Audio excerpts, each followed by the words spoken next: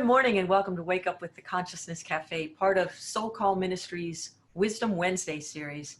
I am so thrilled this morning to have one of my absolute favorite people and my big sister in consciousness, none other than Karen Drucker. Karen, welcome from sunny California. Yay, sunny California. Yes, happy to be here with you, dear Thank darling Lisa. And for those of you who know Karen, there are many of you who absolutely know Karen. She's the leader in New Thought music. She's one of the first people who really put New Thought music at a different vibration on the planet. I know some of your music, does it still play from the bells at Unity Village, Kansas City? Isn't that something? I wonder if it does. I don't even. That was a thrill when all the Unity ministerial students got together and said we've got to get rid of these old hymns that, that are going on, and they lobbied to have Face of God on there, and you'd hear ding ding ding ding ding ding. It was great. But I don't know if that's even happening anymore. But So share with us I have your book, Let Go of the Shore, and it's chock full of amazing stories that some people would say are miracles, but it's just the way we participate with consciousness and listen to the intuition of the soul. So truly. share a little bit about who you are and when you knew how to work with that energy and listen to your soul. Well, I think that the way that I look at life a lot of times is that things happen, and if you just are awake enough, you can really just start to ride the river the way it's going. And I was not on a spiritual path at all. Just, was just a rock and roll singer and singing in blues bars, and, just that's what my life was. And I was playing a lot of private parties and just kind of going, God, I know there's something more here. I remember I used to go to the ladies' room on my breaks and cry because I Wow. just felt like singing Evergreen and New York, New York was not my soul's mission. But Yeah. I knew nothing else. I mean, this is what I was doing. I employed a bunch of band members, and it's like, this is what I did. And, I just started to just say, okay, God. And that was even before I had a real relationship spiritually. I just started to say, okay, what is mine to do? What I know that there's something more. What is it? And it started to be like this magical thing of things plopping in my path. Yeah. And I remember reading I think I was just introduced at that time to Wayne Dyer with Uh, the concept of act as if. All right, if you're whining about where you're at right now, what is it that you want? And start acting in that way. And just the smallest little story I could tell you is that at that time I was playing at a hotel, playing at a bar. And I remember reading that book and saying, act as if. And I said, okay, what do I want to do? I'm playing at this piano bar 5 nights a week and with all these, drunk salesmen coming in and going, play Misty for me, baby. And I remember saying, what do I really want to do? If I don't want to do this, what is it that I do want to do? And at that time, my consciousness was like, okay, I want to go to Hawaii. I want to sing on a cruise ship. And just even something like that, yeah. just all of a sudden having that idea of something different than what I was doing opened up the floodgates for me to just start to get creative. And I started to allow myself to, at that job every night, plan for me going on this ship. And I made my little demo tape, and I worked on my little songs, and I got my little outfits together, and everything was like basically like I'm going on this ship. But I had no contacts. I had nothing leading me in that way. Anyway, long story short, one night I'm sitting there at the piano bar, and this guy comes in and he's singing really well, and I'm thinking, why are you here? And I just start to talk to him on my break, and he goes, oh yeah, I'm stuck here in San Francisco for 2 weeks. And it turns out that he was one of the singers on the ship that I had Wow. applied to, that I had not heard anything from, that I had given up hope. He and his entire crew was stuck in this hotel that I was playing at for American Hawaii Cruises, and the next month I was on that ship.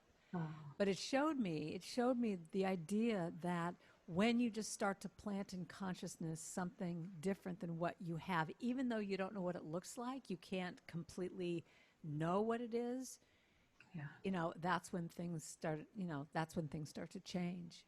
Wow. That's an amazing story.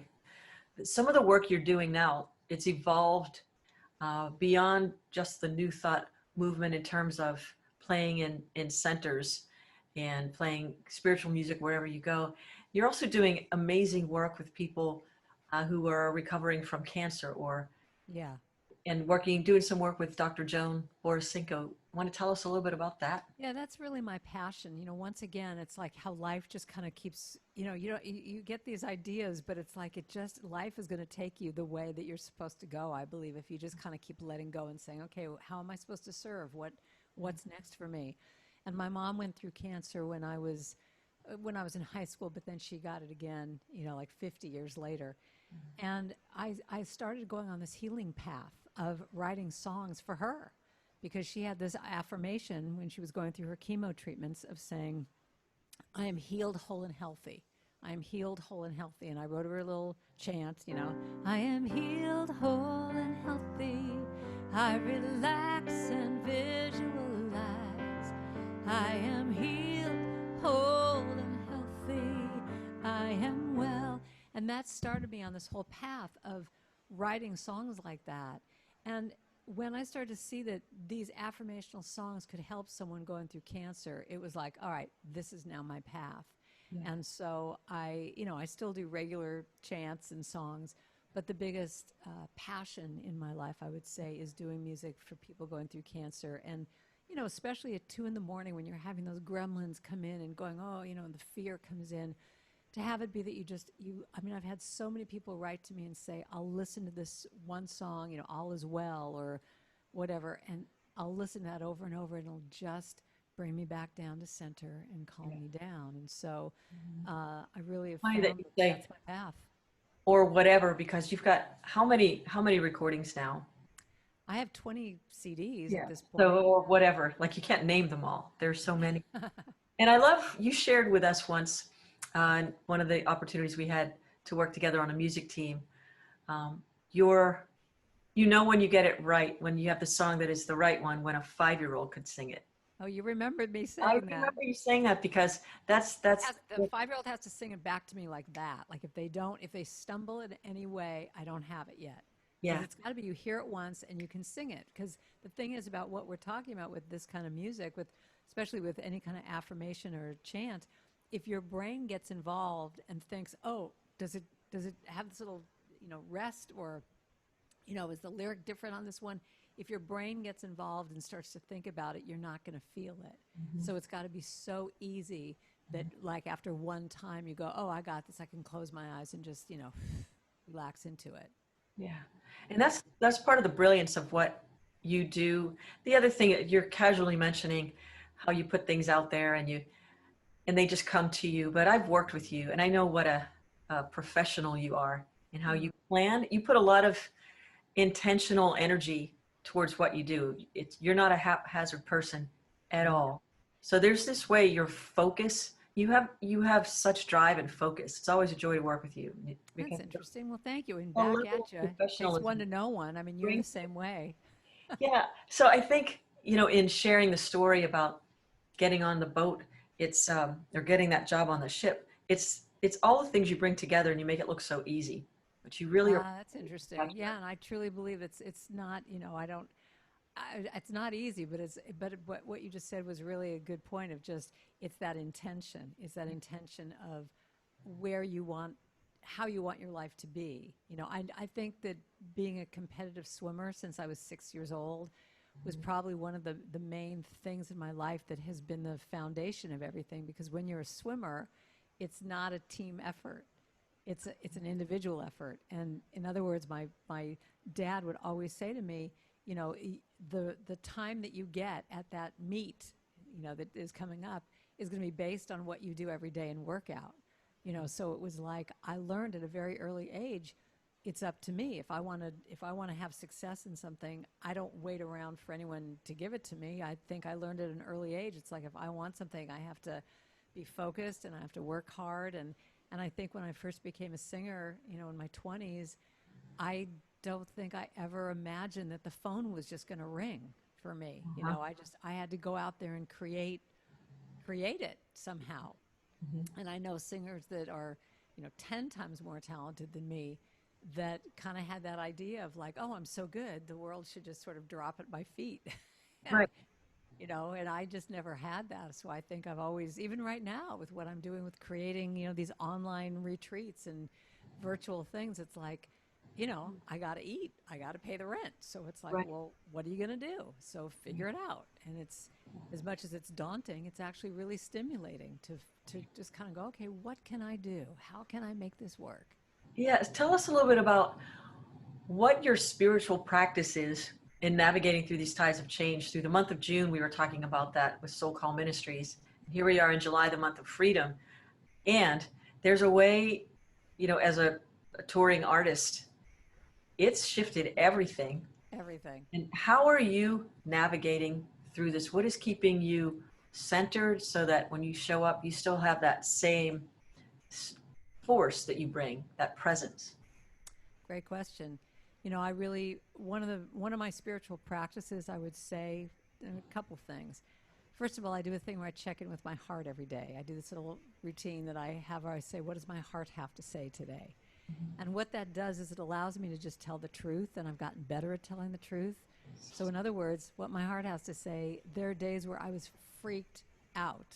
I mean, just when this all first started, I would say, any spiritual practices went out the window because I was just like, oh my God, Mayday, Mayday, what do you, how are you going to eat? What are you going to do? All of a sudden I see myself out on the street, with my cat or something. And I just really freaked out, but I allowed myself to feel it.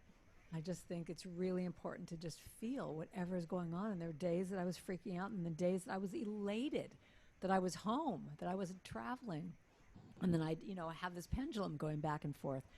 But I think the main spiritual practice I've had is just to stop and say, what do you need? Like little girl, like just pat myself, like little thing. What do you need today? What is it? What is your heart saying you need to do? And if it means to be quiet, if it means to be still, if it means to be in action, if it means to whatever, that's what I would allow myself to do. And that's probably my biggest spiritual practice is just to feel it, just to feel it. And from that place, then you can cope. Then you can deal with it. Oh, I need to call a friend and just talk about stuff, or I need to, keep myself busy, whatever it is. Yeah. Well, that's courageous to let yourself feel.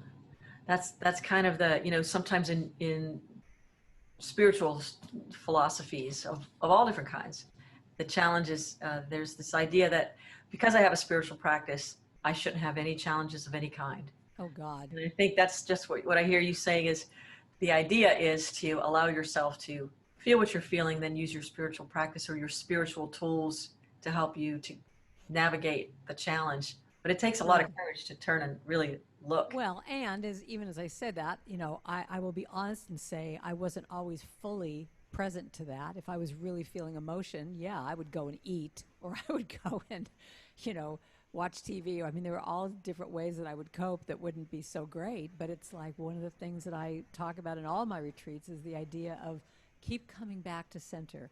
Go off, but keep gently. I mean, that's what meditation is. Keep coming back. Keep coming back. Will you share one of your songs, just like maybe 1 minute of a song of Sure. centering, help us all Well, appreciate? this is one of the ones. Well, here, I'll do this one instead. So, this is one of the main things that I have found that I've needed to do the most. I will be gentle with myself. I will be gentle with myself. And I will hold myself like a newborn baby child. And I will be tender with my heart. I will be tender with my heart. And I will hold my heart like a newborn baby child. I love this line. And I will only go as fast as the slowest part of me feels safe to go. And I will only go as fast as the slowest part of me feels safe to go. And I will be easy on myself. I will be easy on myself. So if it means I have chocolate cake and I sit around all day, that's all right. You can do whatever you want to do. Yes, you can. Let's affirm and say, I am gentle with myself. I am gentle with myself. And I hold myself like a newborn baby child. And I love myself like a newborn baby child. So that's it, just being gentle, allowing myself to just, if I need to rest, just whatever it is.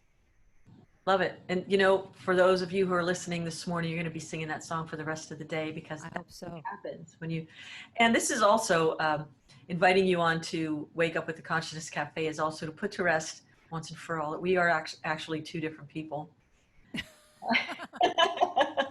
It's true. Every conference we've ever done, someone comes up and they just go, Lisa, Lisa. It's like, I turn around, it's like, oh, it's not Lisa. Yeah, same thing. It's like, Karen. Like, no. Well, my hair's a lot blonder right now because of not, yeah. It's so great. Anyway, it's great to see you. Karen Drucker, thank you so much for joining us this morning. My pleasure. My favorite. Have you back again, and I know we're going to have some of your music in the mix for our SoulCall Sundays and Soul Sessions, because it's just so much beautiful music that helps us to get centered and grounded. I love you. And yours too. I love your music. Love your music. Thank you. Thank you. And once again, thank you for joining us for Wake Up with the Consciousness Cafe this evening at 7 p.m. Eastern Daylight Time. We have soul sessions, music, meditation, and inspirational poetry or readings, just to help you stay centered and grounded. There are many to choose from with lots of different music.